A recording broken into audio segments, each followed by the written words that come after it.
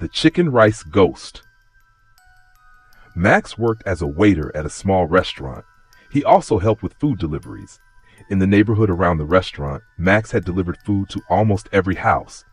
He met all kinds of customers and became quite friendly with many of them. But among all those customers, there was one who stood out. His name was Uncle Chai, an old man about 70 years old, who lived alone in a run-down wooden house deep inside a quiet alley. Every day, Uncle Chai ordered the same thing: chicken rice, always with the same special request: no skin, extra soup. Max had delivered food to him many times, but he rarely saw Uncle Chai in person. The old man always paid in advance and left a message: just leave the food at the door.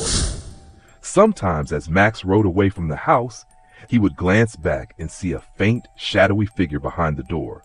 No movement, no sound, but Max didn't think much of it. Some elderly people just prefer to be alone. One evening, Max received another order from Uncle Chai, same as always: chicken rice. He grabbed the food, got on his motorbike, and rode off into the alley. It was quiet, too quiet. That night, the air felt strangely cold, even though it was the middle of summer. When Max reached the house, he called out, "Uncle Chai, your chicken rice is here." He walked up to the door and placed the bag on the step, but then he noticed something that made his skin crawl. The door was open, just a little bit. That was strange. Uncle Chai never left his door open. Max paused, then gently knocked. "Uncle Chai, I brought your food." Silence, so quiet he could hear his own breathing. He took a step back. A chill ran up his spine. Something didn't feel right. Max turned quickly, got on his motorbike, and just as he was about to leave, he heard a voice. "Thank you." A low, raspy voice coming from behind. Max froze.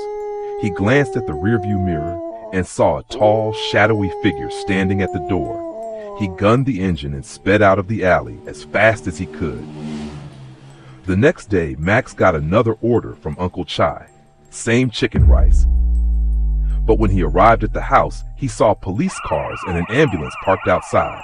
People were gathered, talking in hushed, uneasy voices.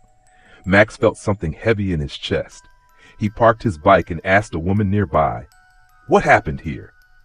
The woman turned to him, her face pale. Her voice shook. "Uncle Chai, he's been dead for days." Max went still. "That can't be. I delivered food to him just yesterday. He ordered it himself." The woman looked even more shocked. "That's not possible. He's been gone for almost a week. Then who placed the order?" Max's heart pounded. His hands were shaking. The bag of chicken rice nearly slipped from his fingers, and then he heard it again. "Thanks, but you don't need to deliver anymore." Max spun around. No one was there, and everyone else acted like they heard nothing, as if only Max had heard the voice.